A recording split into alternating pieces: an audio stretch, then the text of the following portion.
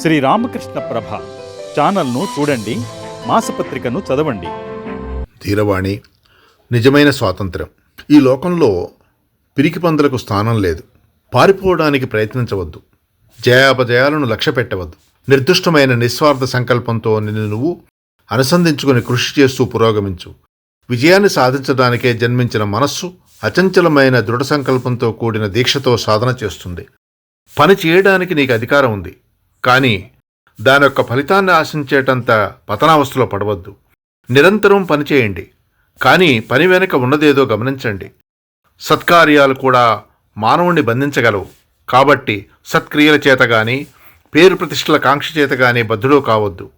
ఈ మర్మం మెరిగిన వారు జనన మరణాలతో కూడిన సంసార చక్రాన్ని అతిక్రమించి అమృతులవుతారు.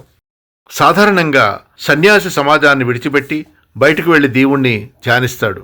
నిజమైన సన్యాసి ఈ సమాజంలోనే నివసిస్తాడు.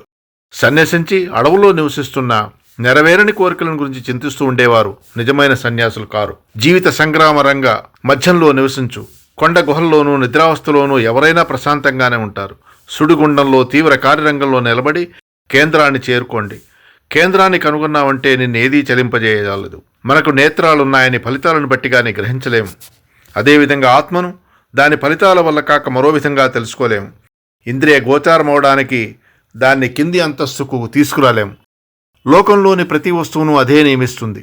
అది మాత్రం శాసనారహితం. మనం ఆత్మను తెలుసుకున్నప్పుడు ముక్తులమవుతాం. ఆత్మ ఏనాటికి మార్పు చెందదు. అది ఏ కారణానికి వశం కాదు.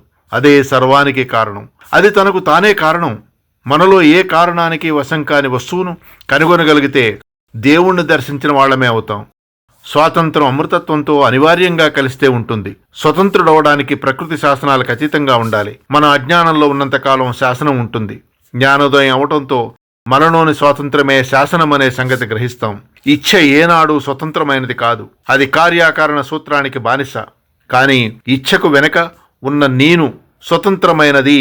అదే నేను ముక్తుణ్ణి అన్న ప్రతిపాదిక మీద జీవన నిర్మాణం జరగాలి. స్వాతంత్రం అంటే అమృతత్వమే.